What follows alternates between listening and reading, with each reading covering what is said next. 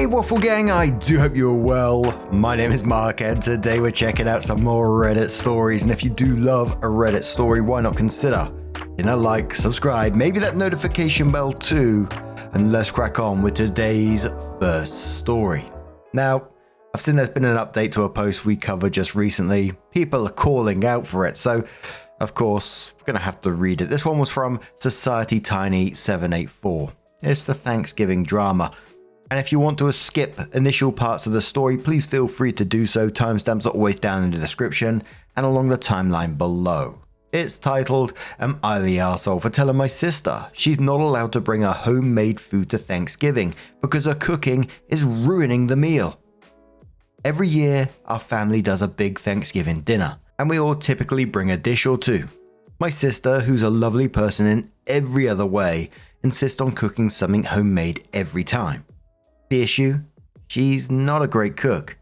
I don't mean just not great, I mean she has somehow managed to turn classic dishes into borderline inedible creations. For context, last Thanksgiving, she showed up with a special recipe. Stuffing that was over-seasoned with random spices like cinnamon and cardamom. It was dry, and the flavors were confusing and totally off for stuffing. Only one person took a small bite, and the rest went untouched. Another year, she brought a green bean casserole that had some kind of strange, chewy texture. She later admitted she used coconut milk and almond flour to experiment. No one wanted seconds of that either. This year, I'm hosting Thanksgiving. Since I'm responsible for putting it all together, I wanted to keep the menu consistent so that people could really enjoy a cohesive meal. I thought I'd avoid drama by asking her to bring non-food items instead, like wine, soda, or even some flowers. I explained to her, very kindly I thought, that I just wanted to make things easy and streamlined, and I'd handle the main dishes. But she didn't take it well. She got offended and told me I was being controlling and shutting her out of the family gathering. She then accused me of making her feel inadequate and said that Thanksgiving is about everyone contributing, not me deciding what's acceptable. I told her that everyone appreciates her effort, but that she could contribute in other ways and still be a part of it. She doubled down and said she's bringing her famous green bean casserole whether I like it or not. Now, my mum and a couple of other family members have chimed in, saying I should just let her bring whatever she wants because it's Thanksgiving and it's the thought that counts. They're acting like I'm committing some huge offense by wanting the food to be enjoyable for everyone and not have random experimental dishes that no one will eat. But I feel like I'm just trying to keep the meal enjoyable and frankly, edible.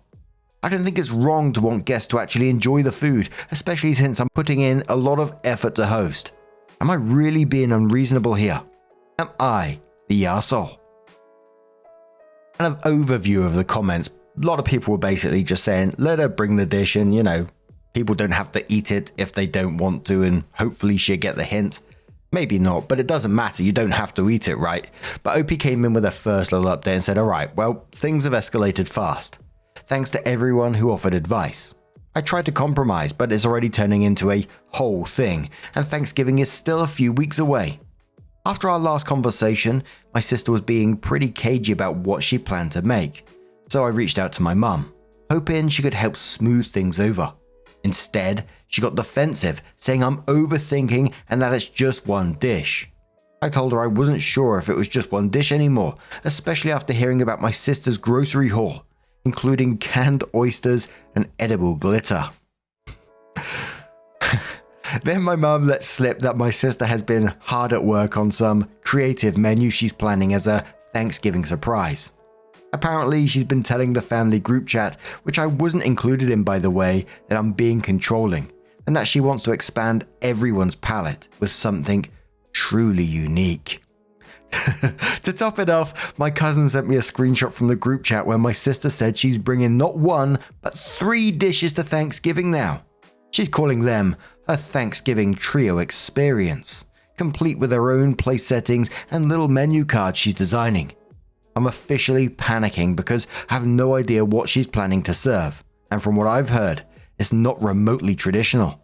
At this point, half the family thinks I'm overreacting, while the other half is texting me with things like, Is she really bringing glittered sweet potatoes? I feel stuck. If I try to control it anymore, I'm the bad guy, but if I don't, Thanksgiving might turn into a tasting event for my sister avant-garde cooking. So yeah, Thanksgiving is weeks away, and it's already become a family spectacle. I didn't know whether to brace myself or just preemptively order pizza. I remember thinking the first time that we read this part where I just think, if they're all encouraging it, let them crack on. Just watch their faces as they eat the glittery oysters. I hope it's going to be glittery oysters anyway. That's all I've been thinking about since I read that first post. Some point down the line, we're going to be seeing glittery oysters. So OP came in with what's their second update now, which said, alright, so Thanksgiving is now just a little over 2 weeks away. And somehow things have escalated even further than I thought possible. I thought maybe my sister's Thanksgiving trio experience would be the peak of the drama. Well, turns out I was wrong. Since the last update, my sister has become fully committed to making her dishes the main attraction. She'd been dropping hints in the family group chat, which I'm still not included in, but shout out to my cousin for the screenshots about how this Thanksgiving will be one to remember, and calling it her Thanksgiving debut. She's apparently been referring to herself as the Thanksgiving head chef and has hinted that she's bringing some kind of culinary surprise centerpiece that will transform the whole experience. From what I can piece together, she's planning a main statement dish in addition to her original 3 side dishes. I'm picturing something equally bizarre but on a much larger scale, and honestly, I'm terrified. If her green bean casserole was already pushing it, I can't imagine what she thinks is worthy of being the centerpiece. And to make things even weirder, my mum texted me privately and suggested that I step back this year and let my sister shine, since she's so excited about her contributions. My mum thinks if we just give her this moment, it'll make her happy and she'll get it out of her system. She even hinted that maybe I should just focus on decorations and drinks instead of the main dishes, which feels like an attempt to turn hosting over to my sister without actually saying it. So now I'm left with a choice. Go along with my mum's plan and let my sister essentially hijack Thanksgiving, or keep pushing back and risk a family showdown. I just wanted a nice Thanksgiving with dishes everyone would enjoy. But it seems like I'm either about to hand over the whole meal to her or prepare for some serious drama. Thanksgiving isn't even here yet, and it already feels like a circus. I'm half tempted to just sit back and see what chaos unfolds, but part of me is still worried about subjecting the whole family to whatever artistic statement she has planned. Let sister do it, let sister do it. Opie comes in with another update and says, here we are, the day before Thanksgiving, and things have continued to spiral. I decided to let my sister move forward with her trio experience since pushing back more would only make things worse. I thought we had a plan. She'd bring her dishes and I'd make sure there were plenty of other options to keep the peace. This morning, my mum let me know that my sister is now adding a surprise dish to her contributions. She's been very secretive about what it is, which has everyone nervous after her past attempts. My mum thinks it's sweet that my sister is putting in so much effort, but a few other family members are not as optimistic. My cousin texted me privately asking if I had backup food ready, and my dad casually mentioned bringing extra rolls, just in case. At this point, I've decided to stick with the plan and let her have her moment. I'll still have a few traditional dishes on hand so no one goes hungry. Tomorrow will probably be chaotic, but it should at least make for a memorable holiday. Wish me luck. I'll update after Thanksgiving if anything noteworthy happens. So here we go, folks. You as hyped up as me right now. It's the final update from OP. Thanksgiving dinner is officially over, and I genuinely don't know where to start. I feel like I just lived through a fever dream of culinary chaos and family drama, and I need a moment to breathe before I can even process everything. My cousin and I are heading out of town for drinks to dissect all of it because honestly, what just happened deserves its own Netflix special. I'll post photos. Yay! Later when I get home, but for now, let me try and give you the rundown. So, my sister showed up earlier than expected, which I should have seen coming. She came in like a storm, carrying not just her 3 dishes, but also this giant platter wrapped in foil, which she was clearly trying to make a big deal about. She immediately started rearranging the table, moving my dishes to the side so hers could take center stage. She even brought her own table runner and candles, saying something about setting the mood for a creative dining experience. I decided not to fight her on it because, at this point, I just wanted to get through the night without a blow-up. Her trio experience was, well, let's just say it was everything I feared and more. She started with a glittery sweet potato mash that somehow managed to taste like a mix of sugar and sand. The glitter wasn't even edible glitter, it was craft glitter, which I didn't realize until one of the kids said, "This is crunchy," and I looked closer. Then there was the cranberry and oyster relish. Yes, oysters and cranberries. It looked like someone had spilled jam into clam chowder, and the smell alone was enough to make me lose my appetite.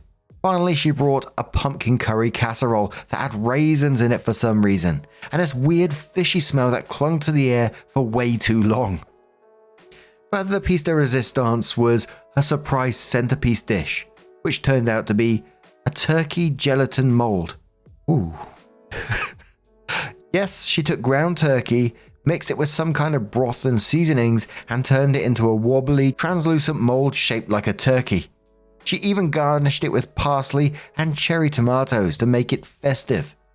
I wish I were kidding. The entire table went silent when she unveiled it, except for my cousin, who immediately started coughing to cover up what I'm pretty sure was a laugh. Things hit their peak when my mum, who has been defending her this entire time, took one bite of the gelatin mold and just froze. She didn't say anything, but you could see the regret on her face. My sister, noticing the lack of enthusiasm, decided to go on this long speech about how Thanksgiving food is too boring and how she's trying to challenge our palates. She even called my ham and mashed potatoes uninspired, which was rich coming from someone serving glitter sand potatoes. The breaking point came when my aunt, who's usually the peacekeeper, tried the gelatin mold and actually gagged. She tried to be polite about it, but my sister saw her reaction and completely lost it. She started yelling about how nobody in the family supports her and how we're all stuck in the past with our unoriginal food. She even accused me of sabotaging her dishes by not hyping them up enough to everyone. At this point, half the table was trying not to laugh, and the other half was just staring at their plates, probably wondering how we got here. My sister ended up storming out of the house, but not before saying something along the lines of, "You regret not appreciating my vision when I'm famous." She left most of her food behind, which my cousin and I quietly threw out after dinner. The rest of the night actually turned out pretty nice once the tension was gone. My dad's emergency ham was a lifesaver, and everyone agreed that the next year we're either going to a restaurant or just skipping Thanksgiving altogether. So now I'm sitting here wondering how this even became my life. I'll post photos later because you all need to see the turkey gelatin mold to believe it. But for now, I'm off to grab a drink, or 3, with my cousin to laugh and to cry over everything that went down. This Thanksgiving was truly something else, and I don't know whether to feel relieved it's over or brace myself for whatever fresh chaos my sister has planned for next year. Stay tuned for photos. It's going to be worth it. Isn't like glitter made out of plastic? I just had to Google it. And not only is it made out of plastic, but there's some glitters you can get that's made out of glass. That's pretty terrifying, I gotta say. But there was some people asking OP questions. Lonely Scholar says, "I do want to know what your mum said after everything was over." OP said, "Oh, my mum's reaction was priceless. After everything calmed down and my sister had stormed out, my mum sat there quietly for a while, probably replaying the chaos in her head. Finally, she sighed and said, well, I guess she tried, but maybe she needs to practice more before next year." I couldn't even respond because I was biting my tongue to keep from laughing. Practice. At this point, it's less about practice and more about needing a whole new approach to cooking and needing a reality check about what's actually edible. My cousin gave me a look that screamed, "Next year, we're not doing this again." I think my mum is finally starting to realize that a constant defending of my sister hasn't exactly helped. Whether or not that sticks remains to be seen, but at least for one night, she seems to understand how ridiculous this whole situation was. Mr. Ignorant asked OP, "What does your sister eat, like in her house? Does she go for these non-traditional on a regular? Does she ever eat out? Does she have a partner? If so, do they cook for themselves? Does she invite her friends over? Opie says great questions, and honestly, I've wondered the same thing myself. From what I know, she eats pretty normal stuff most of the time. She doesn't pull these wild experiments out for everyday meals. It's like she saves them for occasions where there's an audience. At home, she's apparently a fan of takeout and simple meals, which makes this whole creative chef persona even more baffling. She doesn't have a partner right now, but in the past, I think they either cooked for themselves or they ate out a lot. As for friends, I'm not sure how often she hosts, but if she's serving them the same kinds of dishes, they're either very brave or very polite. I'm starting to think she saves her most avant-garde ideas for family events, which is why we're the lucky ones who gets to experience them firsthand. But the photos are not on there as yet, so you can imagine people are skeptical at the moment about it all. But if you do see those photos, please let me know. I really want to see a gelatin molded turkey. Could you just imagine being at that table when that baby was revealed? Whew. Anyway, what do you guys make of this situation? Was your Thanksgiving dramatic at all? Let us know your thoughts down in the comments below, and let's move on to another story. And our next story comes from Grapefruit Apologist from the Am I the Arsehole subreddit, and it says, Am I the arsehole for ruining the surprise my boyfriend organized for my birthday? My boyfriend, 26 male, and I, 23 male, have been dating for a little over 8 months. And on early November, it was my birthday.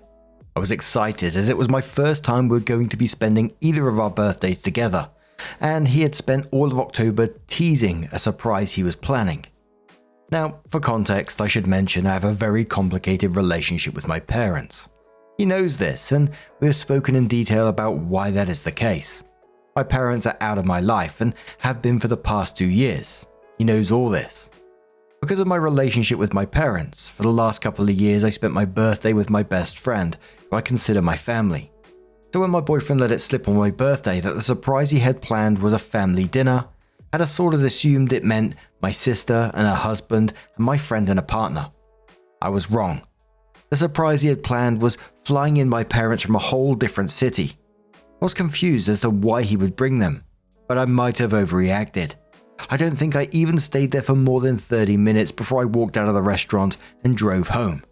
I don't really remember much of it. I just couldn't sit there and listen to my parents belittle me while my boyfriend was just sitting there. The next day, my boyfriend showed up to my place.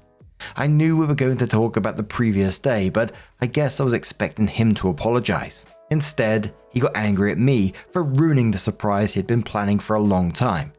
And he said he just wanted to give me a chance to have a normal relationship with my parents.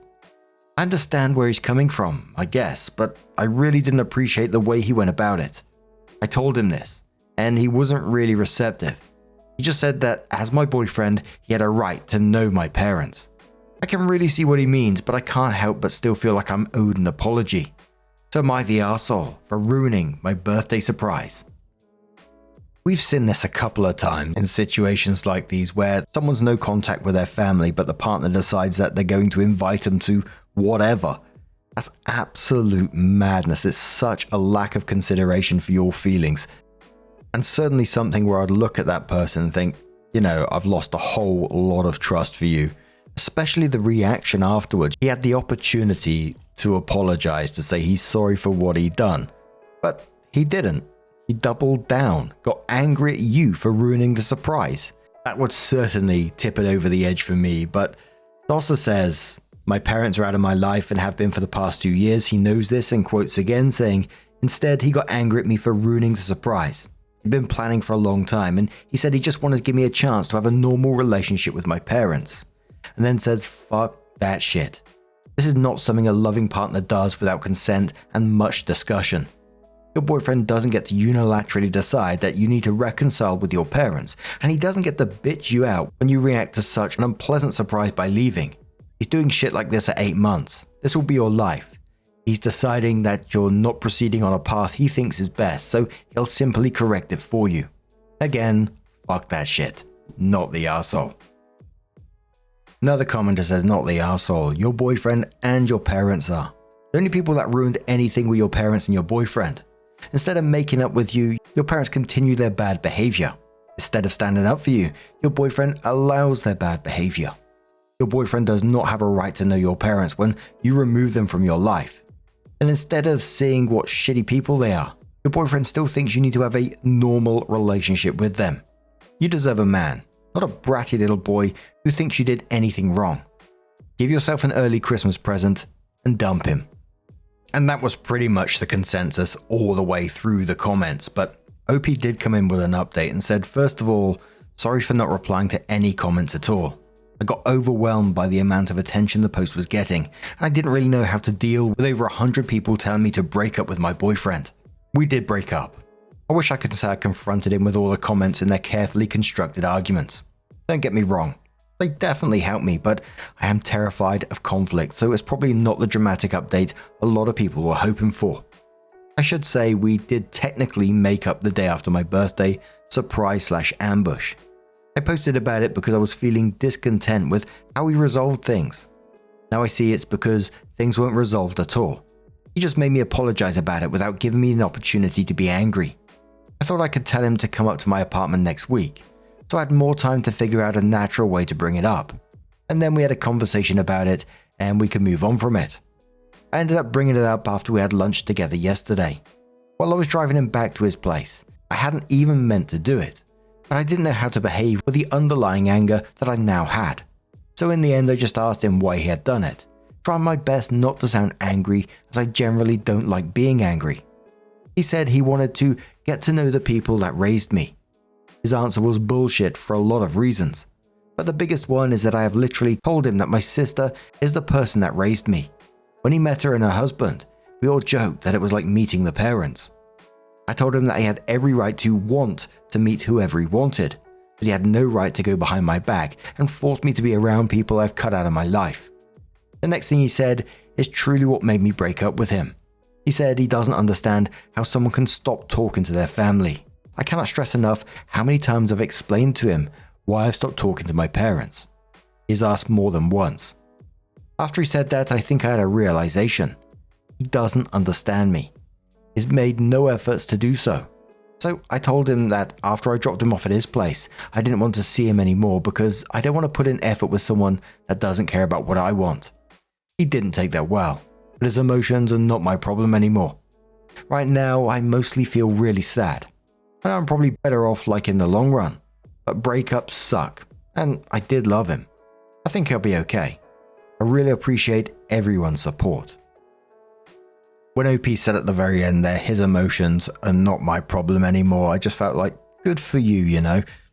And of course it's going to hurt. Breakups do suck. And OP clearly did love him, but OP also deserves so much better than the disrespect towards him. But what do you guys make of this situation? Let us know your thoughts down in the comments below. Now, just a huge thank you for being here today, getting involved in the stories, your love, your support, your time. It always means the absolute world to me. So thank you so much. And hopefully I'll see you in the next one. Take care and much love.